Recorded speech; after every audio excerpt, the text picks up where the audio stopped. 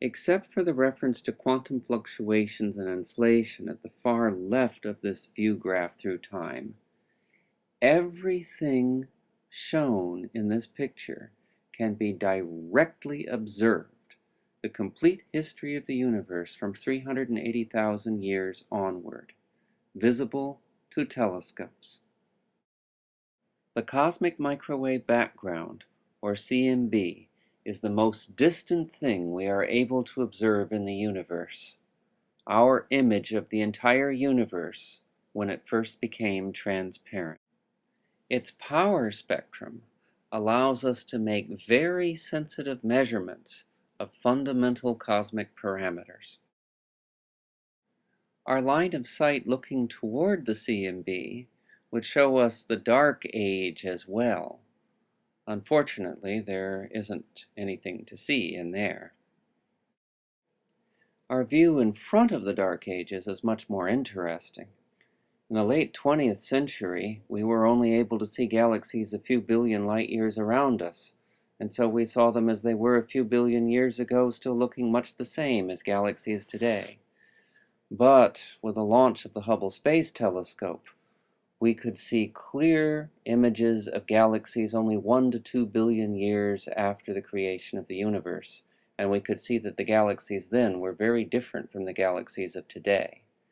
Hopefully by 2018, the new James Webb Space Telescope will be launched, which will have the resolution to see clear back to distinct views of the earliest stars.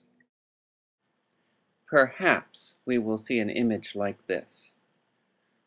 We expect the first stars in the universe to have been bright blue, very hot, exceedingly massive.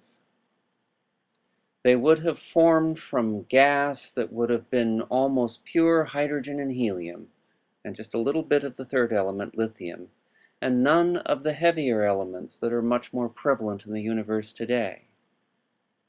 We've simulated how stars would be born from gas like that, and found that without those heavy elements, the first stars would have been unusually massive, very big, very luminous.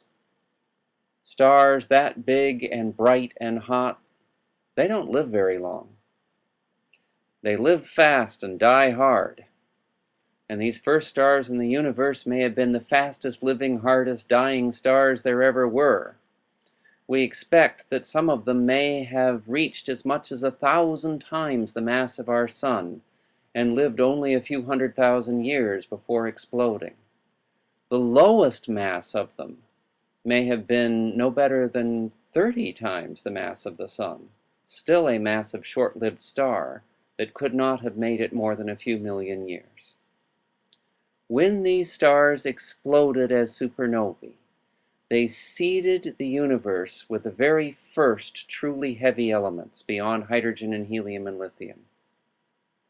Clear out to uranium and beyond, the periodic table of elements was introduced into space, bringing much more chemical variety to the universe of today. Those first stars would have followed the clumps of dark matter in to form the first galaxies. And here we see the Hubble Deep Field, an image of galaxies just 1 to 2 billion years after creation. Galaxies then were not the same as galaxies today. There were more galaxies then, but they were smaller. There were more of the spiral and irregular types, and not so much ellipticals. And they were more evenly distributed through space. Gravity, however, has taken those first galaxies and rearranged them into something like a cosmic web in modern times. Over the past 13 billion years, gravity has taken a universe that was once very nearly perfectly smooth, with only the slightest little density variations, and made it highly structured. Everywhere in the universe where the density of matter was greater, the gravitational attraction of other stuff toward that region pulled more in, leaving concentrated galaxy superclusters at the nodules, and leaving a web of walls and chains, a filamentary structure surrounding great voids over 100 million light-years across today, where the material has been cleared out by the gravitational attraction of everything else around. As the gassier spiral and irregular galaxies collided and merged, their gas went into making whole new bursts of star formation, and the starburst galaxies settled down into larger, rounder elliptical galaxies of now aging stars. As more and more elliptical galaxies continued to merge and cannibalize their environments, at the heart of each galaxy cluster there grew larger and larger elliptical galaxies. One by one, bit by bit, every galaxy cluster is turning into one single giant elliptical galaxy. But these sorts of galaxy collisions haven't happened yet in our little local group, because our group is such a small backwater of the universe. However, the two largest spiral galaxies in that group, the Andromeda Galaxy and our own Milky Way, are right now falling straight toward one another, and recent calculations suggest they will hit in just over 4 billion years in our future. Today, the Andromeda Galaxy is barely visible to the unaided eye, just off of the larger cross-section of the Milky Way. But in another few billion years it will begin to fill the sky, growing closer and closer, until in the collision all of the gas clouds in both galaxies will merge and start forming whole new groups of stars in a great starburst, and then settle down into one single larger giant elliptical galaxy of much more boring stars. While all the groups of galaxies have been clumping together into giant ellipticals, something else has been happening in the universe recently. The mysterious dark energy first dominated over matter about 4 to 5 billion years ago, and since then the expansion rate of space has been speeding up faster and faster.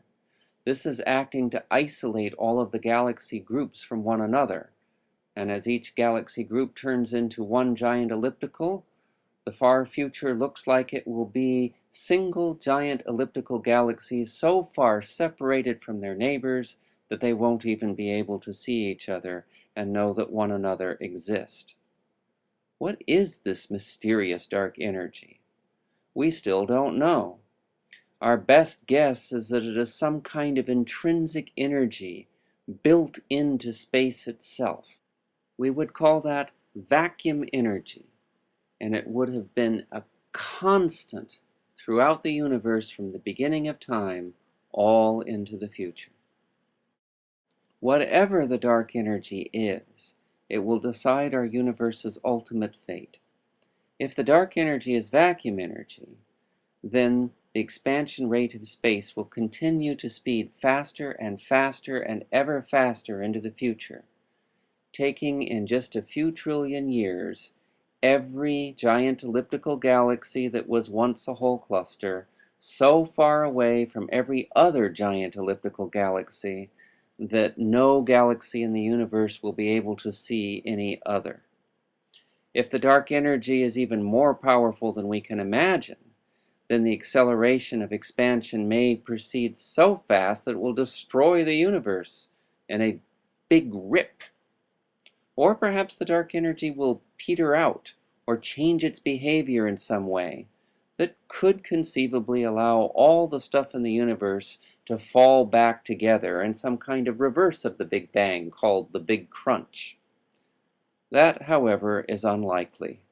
It would seem our universe will just continue to careen its expansion ever forward into the future, while all the stars die, isolated and alone.